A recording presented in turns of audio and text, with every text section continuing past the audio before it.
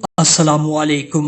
سلجوقوں کے عروج کی اس نئی ایپیسوڈ میں آپ سب دوستوں کو خوش آمدید کہتے ہیں۔ دوستو، ہماری پچھلی قسط کے آخر میں آپ نے سلطان ملک شاہ کے دیوان اعلیٰ میں ایلچن خاتون کی بے گناہی کا فیصلہ سنا، اور ہماری آج کی اس قسط کی شروعات حسن صباح سے ہوتی ہے، جو کہ دیوان اعلیٰ اور محل کی گلیوں میں سوالیہ نظروں سے گھوم رہا ہوتا ہے تاکہ اسے کوئی خبر مل سکے، لیکن اس دوران سلجوق سپاہی ایلچن خاتون کو صحیح سلامت دیوان اعلیٰ سے باہر لے کر آتے ہیں، اور اسی دوران پھر امیر تاج الملک بھی باہر آتا ہے۔ حسن صباح فوراً تاج الملک کے پاس آتا ہے اور کہتا ہے، امیر حضرت، میں نے کیلج ارسلان کی بہن کو دیوان اعلیٰ سے گھر جاتے ہوئے دیکھا ہے، کیا انہیں معافی دے دی گئی ہے؟ تاج الملک کہتا ہے، ہاں، لیکن صرف ایلچن خاتون کو۔ ہمارے سلطان نے یہ نتیجہ اخذ کیا ہے کہ اقدام قتل کرنے والے اناتولیا کے ترکمان تھے۔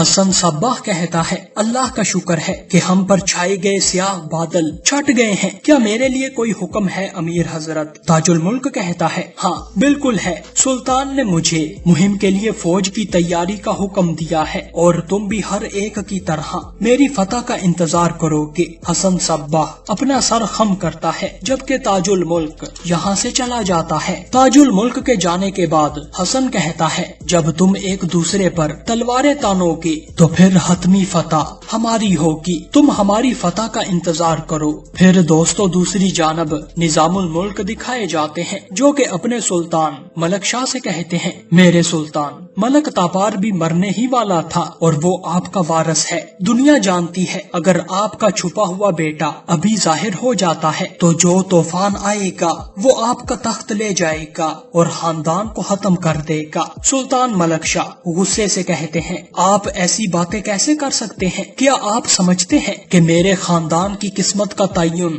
آپ کریں گے؟ نظام الملک کہتے ہیں، سالوں پہلے میں خود کو بھول کر ریاست کا وزیر بن گیا، اور اس دن سے میں ذاتی نقطہ نظر سے نہیں بولتا بلکہ اپنی ذمہ داری سے، عہدے اور تجربے کے وزن سے بات کرتا ہوں۔ سلطان کہتے ہیں، لیکن حاجی، آپ کی جرت آپ کے مقام سے آگے بڑھ گئی ہے، میرے احکامات کی نافرمانی کرنا میری خود مختاری کی توہین ہے۔ حاجی کہتے ہیں، میں آپ کے حکم کو آپ کے اختیار کے پیمانے سے نہیں بلکہ اپنی عقل اور روح کے پیمانے سے تولتا ہوں۔ آپ کی ریاست کا فائدہ اسی میں ہے کہ آپ اپنے بیٹے سے نہ ملیں اور نہ ہی اس کے بارے میں پوچھیں، بالکل ویسے ہی جیسے آپ نے برسوں پہلے مجھ سے وعدہ کیا تھا۔ دوستو، سلطان ملک شاہ کہتے ہیں، ریاست کا کس چیز میں فائدہ ہے اور کس میں نہیں ہے یہ میں بھی اچھی طرح سے جانتا ہوں، لیکن مجھے میرا بیٹا ظاہر نہ کرنے کے لیے آپ کیا کرنے کی کوشش کر رہے ہیں، یا پھر آپ کا کوئی اور مقصد ہے جس میں آپ میرے بیٹے کا استعمال کر رہے ہیں؟ نظام الملک مسکراتے ہیں اور کہتے ہیں، تقریباً 40 سال سے جب سے آپ پیدا ہوئے ہیں میں آپ کے ساتھ ہوں، میں نہیں جانتا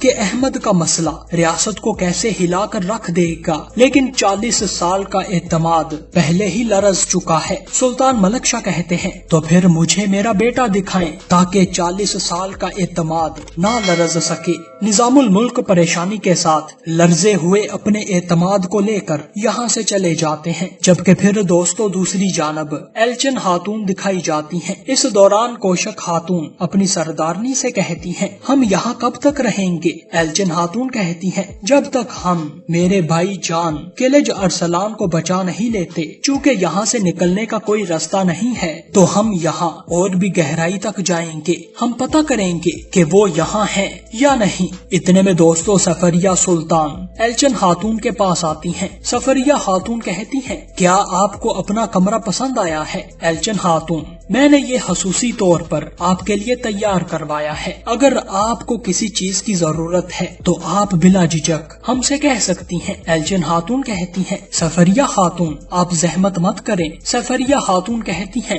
آپ ہمارے شاہی خاندان سے ہیں، چاہے ہمارے درمیان کچھ مسائل ہیں لیکن ہمیں پھر بھی معلوم ہے کہ آپ کے لیے کیسا اہتمام کرنا ہے، اور ہم سب کو آپ کی بے گناہی پر یقین ہے۔ ایلچن خاتون کہتی ہیں، مجھے اپنی بے گناہی سے زیادہ زیادہ اناطولیہ میں موجود میرے لوگوں کی فکر ہے، ان کے ساتھ کچھ برا نہ ہو، میں یہ نہیں چاہوں گی، لیکن سلطان ملک شاہ بھی مجھ سے ناراض ہیں۔ سفریہ خاتون کہتی ہیں اگر تمہاری نیت صاف ہے تو کوئی بات نہیں، ہم تمہیں چیزوں کو بہتر کرنے کا موقع فراہم کریں گے۔ لیکن دوستو دوسری جانب ایلچن خاتون کے محل میں رہنے پر ترکن خاتون اور گوہر خاتون بھی بڑی پریشان ہیں اور انہیں اس بات پر کافی تحفظات لاحق ہوتے ہیں۔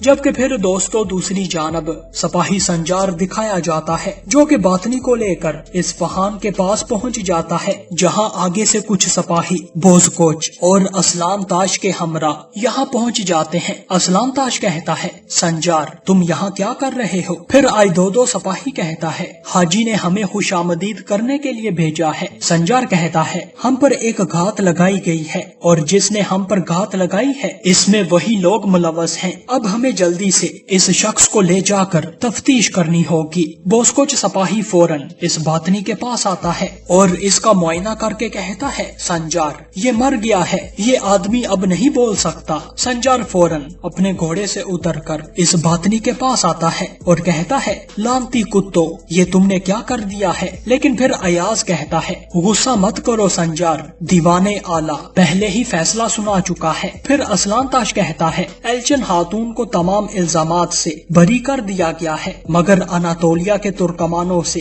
جنگ ہوگی۔ دوستو سنجار غصے سے حاجی کو پکارتا ہے اور فوراً ان کے پاس خفیہ جھونپڑی میں آتا ہے۔ سنجار وزیر اعظم نظام الملک سے کہتا ہے میں سمجھتا تھا کہ جب ہم قلج ارسلان کی بہن کو یہاں پر لے کر آئیں گے تو سچائی آشکار ہو جائے گی، میں سمجھتا تھا کہ جنگ ٹل جائے گی۔ نظام الملک کہتے ہیں ہوشیار رہو، تم مجھ سے اس طرح کیسے بات کر سکتے ہو؟ سنجار کہتا ہے آپ اس تمام معلومات کے باوجود جنگ کے ارادے کو نہیں روک سکے، کیا ہماری تمام کوششیں رائے گاں گئی ہیں؟ نظام الملک کہتے ہیں ثبوت کے بغیر معلومات کا کیا فائدہ؟ جو گھات لگائی گئی تھی یہ سب کچھ اسی گھات کی وجہ سے ہے۔ سنجار کہتا ہے اس گھات کے پیچھے بھی بات نہیں تھے۔ حاجی کہتے ہیں کیا تمہارے پاس کوئی ثبوت ہے؟ تم کسی آدمی کا پیچھا کر رہے تھے، کیا تم نے اسے پکڑ لیا ہے؟ سنجار کہتا ہے میں نے اسے پکڑ لیا تھا لیکن اصفہان کے قریب مجھ پر حملہ ہوا ہے، میں نے حملہ آوروں سے نمٹ لیا تھا مگر انہوں نے اس شخص کو مار دیا ہے۔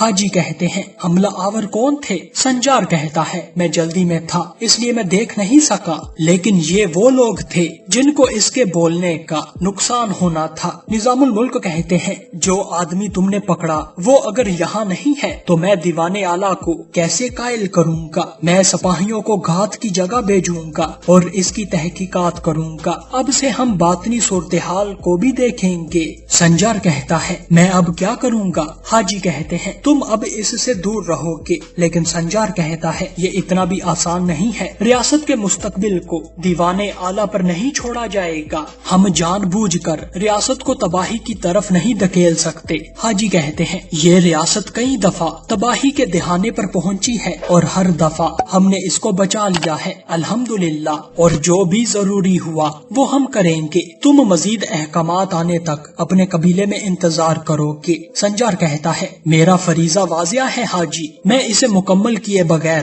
نہیں رکوں گا اور اگر ضروری ہوا تو میں خود باطنیوں سے اکیلا لڑوں گا۔ نظام الملک اس بات پر بہت غصہ ہوتے ہیں۔ جبکہ پھر دوستو دوسری جانب باشولو خاتون دکھائی جاتی ہیں جو کہ کنیک قبیلے میں کنویں سے پانی بھر کر اپنے خیمے کی طرف لے جا رہی ہوتی ہیں، لیکن اچانک انہیں چکر آتا ہے اور وہ وہیں گر جاتی ہیں۔ پھر دوستو ایک خاتون فوراً بھاگتی ہوئی باشولو خاتون کے پاس آتی ہیں اور انہیں پکڑ کر خیمے کی طرف لے جاتی ہیں۔ جبکہ پھر دوسری جانب سنجار اور نظام الملک دکھائے جاتے ہیں۔ نظام الملک کہتے ہیں سنجار جیسے ہی تم نے اپنے طریقے سے کام کیا تم تقریباً مرنے والے تھے اور اب میں جب تک تمہیں اجازت نہیں دوں گا تم کچھ نہیں کرو گے۔ سنجار کہتا ہے یہ اب آپ کے اختیار سے باہر ہے۔ نظام الملک کہتے ہیں ریاست بھی اس وقت تک حرکت میں نہیں آ سکتی جب تک کہ میں حکم نہ دوں، کیونکہ میں اس ریاست کا وزیر اعظم ہوں۔ سنجار پھر غصے سے کہتا ہے اور میں اس ریاست کا بیٹا ہوں، میں نے اب تک آپ کے ہر حکم کا احترام کیا ہے اور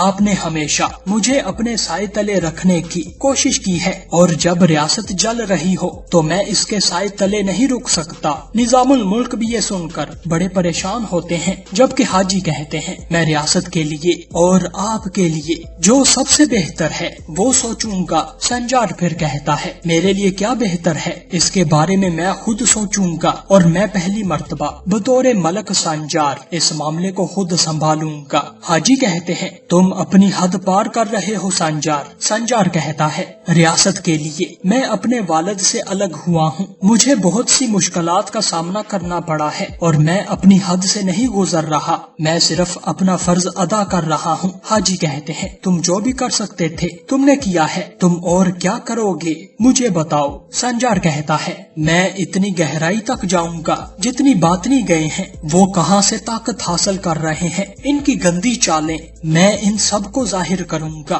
حاجی کہتے ہیں تم یہ نہیں کر سکتے، تم باطنی کی صورتحال سے نہیں نمٹ سکو گے۔ سنجار کہتا ہے جب ریاست خطرے میں ہے تو ہمارے پاس اپنی جان کی فکر کرنے کا وقت نہیں ہے، اور اگر آپ کو اپنی زندگی بہت پیاری ہے تو آپ ایک کونے میں سو جائیں، میرے پاس میری تلوار موجود ہے اور میرا دشمن واضح ہے۔ حاجی کہتے ہیں میں نے ریاست کے لیے تمہیں پالا پوسا، میں نے تمہیں تعلیم دی، میں نے تمہیں ہتھیار دیے، اور تم میرے حکم کے بغیر کچھ نہیں کر سکتے۔ سنجار کہتا ہے تو آپ نے مجھے ہتھیار دیے ہیں، ہے نا؟ سنجار پھر اپنی دونوں تلواریں اپنی کمر سے اتارتا ہے اور پاس رکھ کر کہتا ہے تو پھر اب سے میں اپنے ہتھیار خود بنا کر اپنے راستے پر چلوں گا۔ سنجار یہاں سے چل دیتا ہے، لیکن حاجی کہتے ہیں تم ایک ملک ہو اور ہو سکتا ہے کہ تم ایک دن سلطان بھی بنو، لیکن سنجار تم غلطی کر رہے ہو، تم ہر چیز کو خطرے میں ڈال رہے ہو، اور جو کام اب تک کیا گیا ہے تم اس سب کو بھی ضائع کر رہے ہو۔ تم یہ سمجھتے ہو کہ اس موقع پر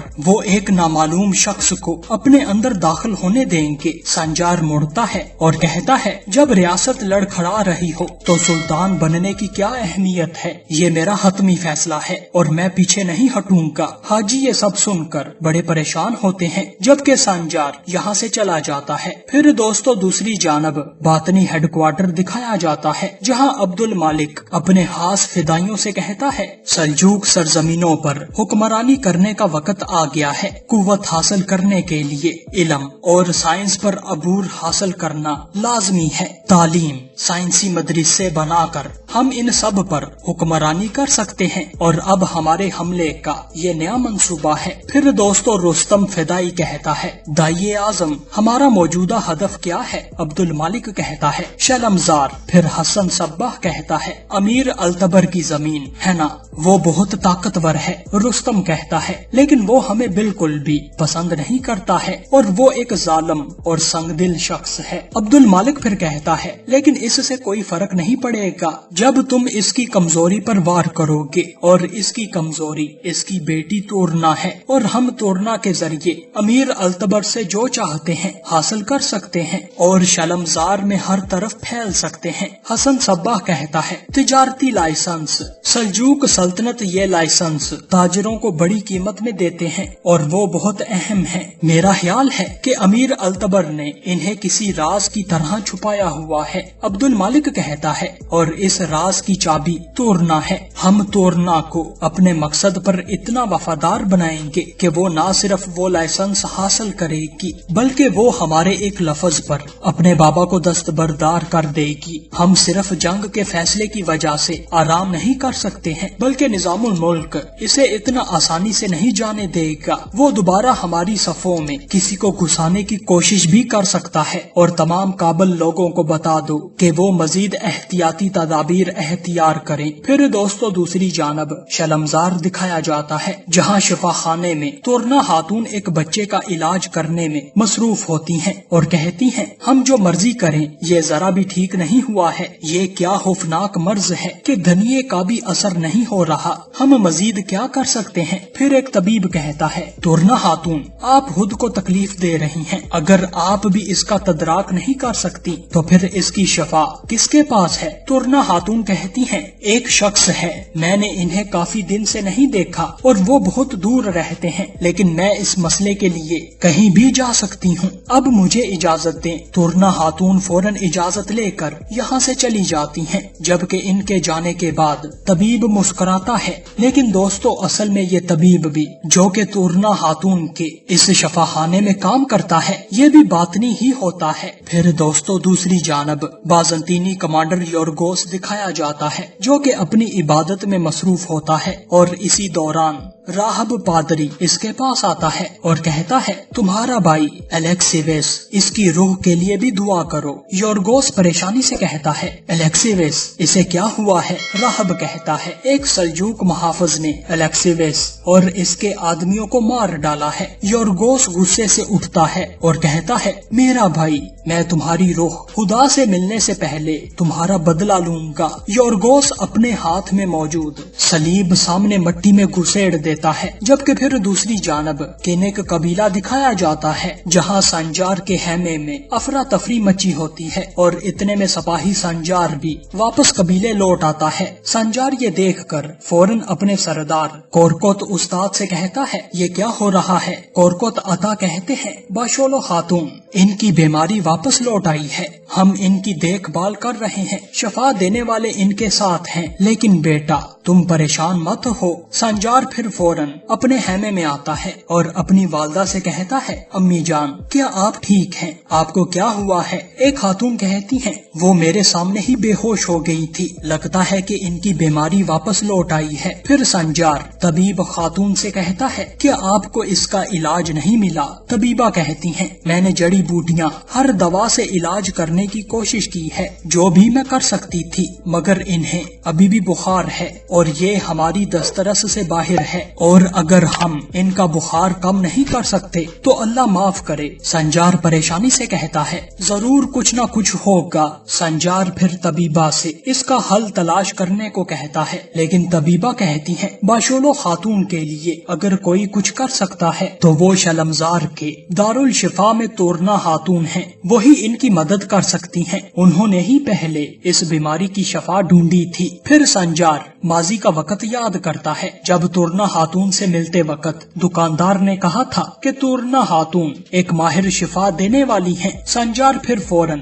تورنا خاتون کا نام لیتا ہے اور کہتا ہے صبر کریں امی جان، صبر کریں، میں انہیں فوراً لے کر آؤں گا۔ سنجار پھر فوراً یہاں سے شلمزار کی طرف روانہ ہو جاتا ہے، اور دوستو یہی ہماری آج کی اس قسط کا اختتام ہوتا ہے۔